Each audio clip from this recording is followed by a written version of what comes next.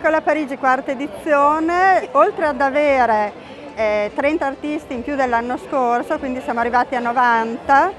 partiti da 20, 40, 60 l'anno scorso, 90 quest'anno. L'importante è che abbiamo delle cose molto interessanti, tipo l'installazione di Claudio Baroni con tutte le foto della chiesa di com'era, tutti gli artisti fotografi che hanno partecipato alla chiesa e che stanno facendo tutte queste foto interne, foto vecchie, foto nuove, ma tutte riguardanti la chiesa, con delle cornici che stanno facendo con il materiale del terremoto, visto che questa cosa è nata proprio per il terremoto e questa chiesa ancora non è agibile e forse non lo sarà per molto tempo, per quanto si dedica tutta alla chiesa.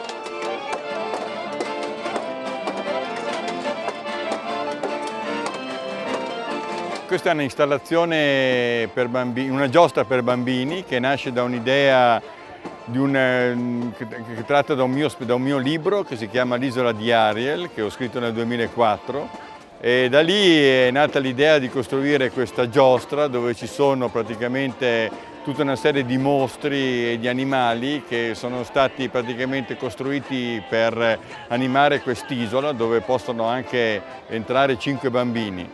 5 bambini che si siedono su questa installazione e che viene praticamente mossa dai genitori e da noi che animiamo la giostra durante i festival, soprattutto i festival, perché questa giostra è stata pensata fondamentalmente per i festival di teatro per l'infanzia, dove non soltanto portiamo spettacoli ma possiamo anche portare laboratori e in questo caso anche un'installazione dove i bambini possono essere animati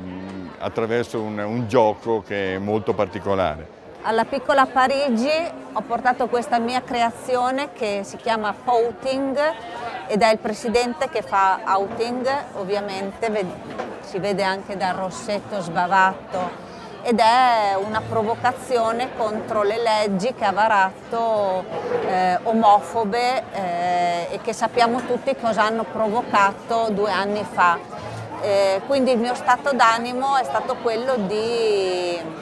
realizzare un qualcosa che volesse urlare la non accettazione di queste leggi. Questo lavoro è dedicato un po' al concetto della Chiesa come luogo, i riti e la gente che hanno frequentato questo posto, questo luogo dove io sono nato, ed è sintetizzata in una serie di immagini che vengono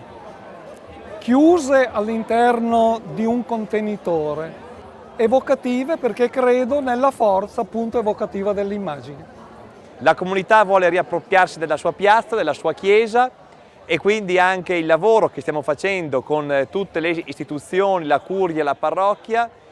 ovviamente insieme agli altri comuni, regione e provincia, è quello di cercare di trovare le risorse per poter partire con i lavori di restauro anche della nostra chiesa insieme a quelle di Moglie e San Giovanni del Dosso, che sono le uniche non coperte ancora da copertura assicurativa e per cui non vi sono tempi ancora certi ovviamente per vedere la riapertura. La Piccola Parigi non potrebbe esserci senza Caterina Borghi, la nostra artista quistellese che ha fortemente voluto questa manifestazione, a cui va il nostro ringraziamento per essere riuscita a portare a Quistello